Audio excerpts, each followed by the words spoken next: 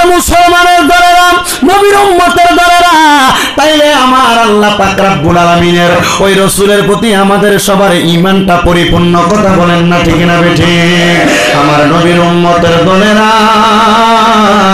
এবার রাসূলের প্রতি ঈমান পরিপূর্ণ করার পরে আমার নবীজি রাহমাতুল লিল আলামিন নবীজির ঈমানটা পরিপূর্ণ করার পরে এবার আসেন 5 নাম্বার ওয়াল ইয়াউমিল আখিরি, আখিরাতের প্রতি বিশ্বাস করা। ও মুসলমান, আখিরাত বলতে আপনি কি বোঝেন? এই দুনিয়া থেকে আপনি একদিন ইন্তেকাল করে কবরে চলে যাবেন, নাকি সারা জীবন বেঁচে থাকবেন? এ ভাই সাহেব, কারোর সামনে আসার কথা বলার দরকার নাই, যে যেভাবে সেভাবে থাকবে। কষ্ট করে এসে বসছে, যারা দেরিতে আসছে এরা পেছনে বসবে, আর না মন চাইলে দাঁড়ায় দাঁড়ায় ওয়াজ শুনবে। ইসলামের জন্য, কোরআনের জন্য দাঁড়ায় থাকলে কি কষ্ট হবে? বলেন, কষ্ট হবে? ইসলামের জন্য, কোরআনের জন্য যদি দাঁড়ায় দাঁড়ায় বয়ান শোনেন, এটার উত্তম যা বেশি পাবেন। যে ইবাদতে কষ্ট বেশি, সওয়াব বেশি, কথা বলেন। আল্লাহর হাবিব বলছেন, যত দূর পর্যন্ত হেঁটে হেঁটে নামাজে যাবা, প্রতি কদমে রহমতের ফেরেশতা আমলনামায় সওয়াব লিখতে থাকেন। আনাস ইবনে মালিক রাদিয়াল্লাহু তাআলা আনহু হাদিস। সুবহানাল্লাহ বলেন না, বলেন না সুবহানাল্লাহ। তাহলে আপনি আখিরাত বলতে কি বোঝেন? এবার আমি আপনাদেরকে বোঝানোর চেষ্টা করি। আমরা দুনিয়াতে সারা জীবন কেউ বাঁচবো না, হয়তো কেউ 100 বছর, 100 বছরে তো নাকি 100 বছর, কেউ 80 বছর, কেউ 50 বছর, আবার কেউ 150-200 বছর বাঁচে। কিন্তু একদিন সে মৃত্যুর স্বাদ গ্রহণ করা লাগে, লাগে কি লাগে না? এই মৃত্যুর স্বাদ গ্রহণ করার পরে আমাদেরকে যখন ইন্তেকাল করার পরে সাদা মার্কিন কাপড়টা গোসলের পরে পরাইয়া দেয়, পরানোর পরে 4 জনে 4 কান্দের মধ্যে কইরা আমাদেরকে অন্ধকার কবরের মধ্যে নামাইয়া দেয়। কবরে নামানোর সময় পরে বিসমিল্লাহি ওয়া আলা মিল্লাতি রাসূলিল্লাহ ওই কবরে নামাইয়া এবার হুজুররা এবং এলাকার মানুষেরা হাতের মধ্যে 3 মুষ্টি মাটি নেয়। মিনহা খলাকনাকুম ওয়া ফিহা নুঈদুকুম ওয়া মিনহা নুখরিজুকুম তারাতান উখরা। যে হাতের মধ্যে মাটি নিল, মিনহা খলাকনাকুম, আল্লাহ এই মাটি দিয়ে আপনি আমারে বানাইলেন, ওয়া ফিহা নুঈদুকুম, এই মাটির মধ্যেই ঢুকাইতেছেন, ওয়া মিনহা নুখরিজুকুম তারাতান উখরা, আবার এই মাটি থেকে উত্তোলন করবে। মুসলমান, এই মাটির নিচে ঢুইকা যাওয়াটাকে বলা হয় আখিরাতের জগৎ, কথা কোন? কিন্তু ওই কবরের অবস্থা 2 রকম হবে, 2 রকম।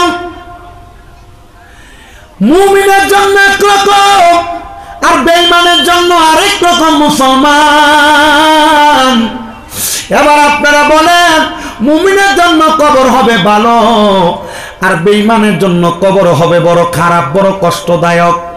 যারা মানুষের হক মেরে খেয়েছে, নামাজ পড়ে নাই, ইবাদত করে নাই, রাসূল বলেন হাসরের ময়দানে তার কবরের পরিমাণ মাটি দিয়ে তার ডান দিক থেকে জোরে জোরে চাপ দেওয়া হবে।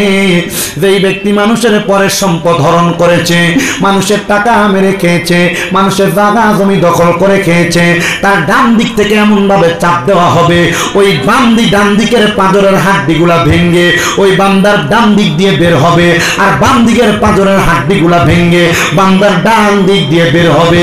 তুমি তোমার কোন সন্তানের জন্য তুমি হারাম খাইলা, কোন সন্তানের জন্য সুদের টাকা কামাই করলা, কোন স্ত্রীর জন্য পরের জমি দখল করে বাড়িতে নিয়ে গেলা, কোন সন্তান স্ত্রী আত্মীয় স্বজনের জন্য মানুষের পকেটের টাকা মাইরা মানুষকে ওজনে কম দিয়া তুমি তোমার টাকা বানাইলা। আল্লাহর কসম, ওই সন্তানের কাছে তুমি একটা আমল চাইবা, ওই স্ত্রীর কাছে একটা আমল চাইবা, কারণ হাসরের ময়দানে একটা আমল দিয়া তোমারে পরীক্ষা করবে না। ওই কবরের মধ্যে কবরের মাটিও তোমারে রাখতে চাইবে না, বলবে তাড়াতাড়ি আমি মাটির মধ্য থেকে এই বান্দারে জাহান্নামের আগুনে ফালাইয়া দে। আর যেই ব্যক্তি মুমিন মুসলমান, ওই মুমিন কবরে যাওয়ার আগে থেকে রহমতের 3 জন ফেরেশতা মুমিন বান্দার কবরে জান্নাতের বিছানা বিছায়া দেয়। এবার আপনারা বলে আমাদের মরা লাশটারে আমরা ওই কবরের মধ্যে জান্নাতি হিসাবে রাখতে চাই কি চাই না?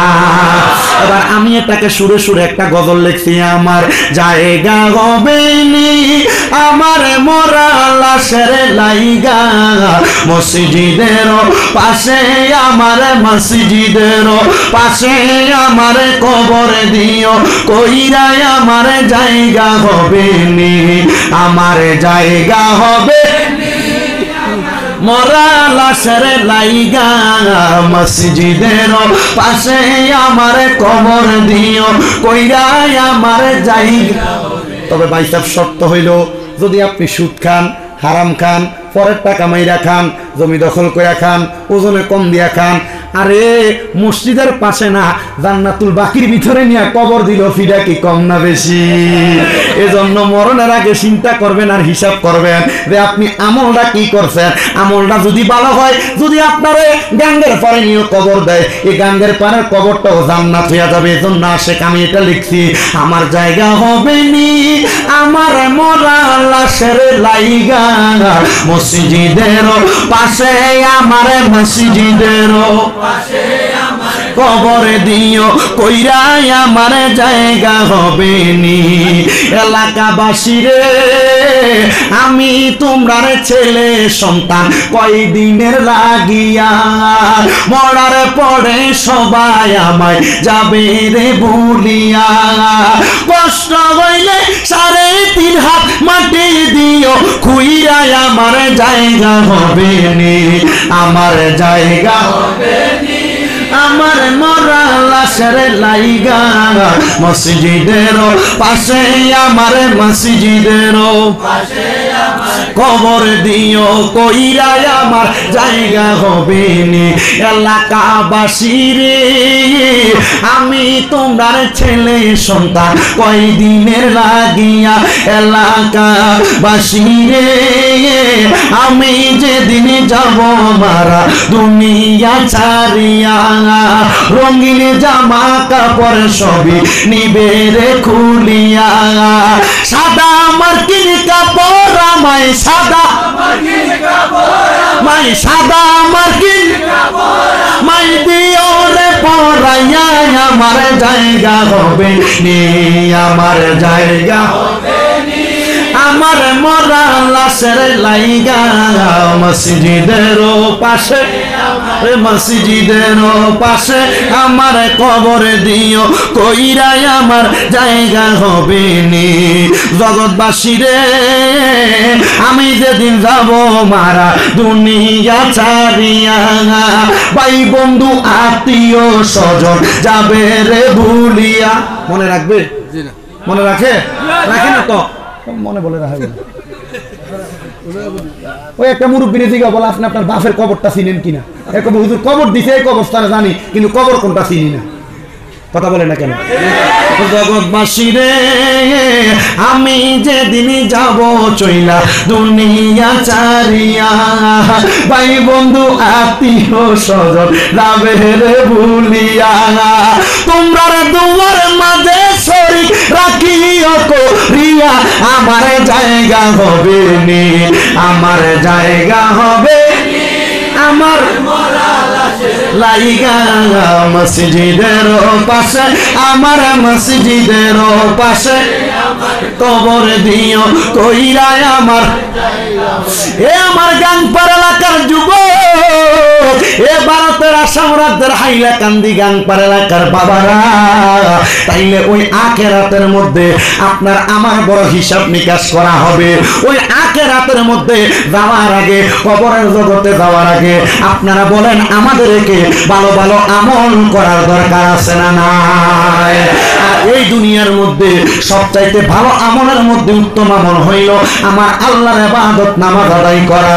আর আমরা মুসলমান দাবি করি, কিন্তু ওই ইবাদত নামাজের কাছে দিয়েও যাই না, কারণ মসজিদে মাগরিবের নামাজ পড়ছি ইমাম সাহেবের জিগাইলে টের পাওয়া যাবে যে হুজুর 2 কাতার মুসল্লিও হয় নাই, কিন্তু আজকে মাহফিলের মধ্যে মানুষের অভাব নাই। ঠিক না ঠিক? আবার জুমার দিনে আল্লাহর ফালরা মসজিদে থুপ করে অনেকগুলা, কিদা ঠিক নাই? মুসলমান দাবি করো। এই জন্য আল্লাহর নবী বাইহাকি শরীফের হাদিসের মধ্যে বলে এটা হলো কিয়ামতের আলামত যে তারা মুসলমান দাবি করবে, লা ইয়াবকা মিনাল ইসলামি ইল্লা ইসমুহু, যে তারা মুসলমান ইসলামের নামে মাত্র থাকবে, কিন্তু তাদের কর্মকার্যে তারা মুসলমান এটা প্রমাণ হবে না। আপনি মুসলমান, আপনি নামাজ পড়েন না, আপনি মুসলমান, আপনি রোজা রাখেন না, আপনি মুসলমান, আপনি দান সদকা করেন না, আপনি মুসলমান, আপনি সমাজের মধ্যে ইসলাম ধর্মের কর্মকাণ্ড করেন না। আপনি মুসলমান কিন্তু আপনি আপনার ছেলের বিয়াতে গান বাজনা করেন। আপনি মুসলমান, আপনি আপনার নাতির মুসলমানের ভিতরে আপনি গান বাজনা করেন। কথা বলেন না ঠিক না বেটি? একজন মুসলমান কোনোদিন এমন কর্ম করতে পারে না। আর যদি এমন কর্ম করে এটা নামে মুসলমান, এটা কোনো কামে মুসলমান না। আল্লাহর হাবিব বলে এদের জন্য কবরে রয়েছে আযাবুন শাদীদ, বড় যন্ত্রণাদায়ক শাস্তি। শুধু যন্ত্রণাদায়ক শাস্তি না, ফি নারি জাহান্নাম খালিদিনা ফিহা, এদের জন্য আমার আল্লাহ পাক রাখবেন এমন জাহান্নাম যারা এটা সহ্য করতে পারবে না, সহ্য করতে পারবে না। জাহান্নামের আগুন মাবুদ সইতে পারবো না, বলেন জাহান্নামের সইতে পারবো না।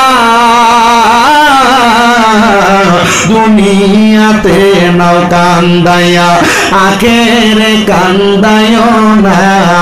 দুনিয়াতে কাঁদতে কাঁদতে মারা যাবে, কিন্তু কবরে গেলে যেন শান্তি পাওয়া যায়।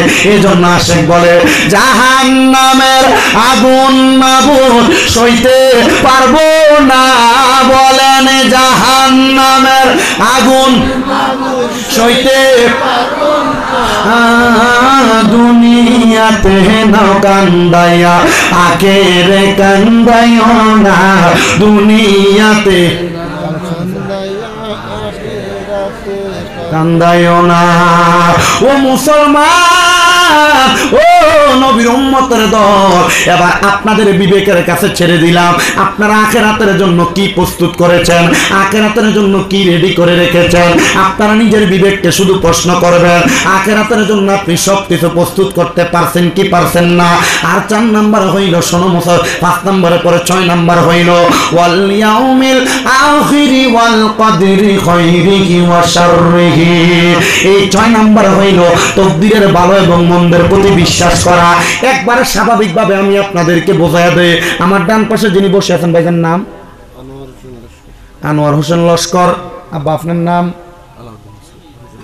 মনে করেন আমার আনোয়ার হোসেন লস্কর ভাই, উনি দুনিয়াতে 50 লক্ষ টাকার মালিক।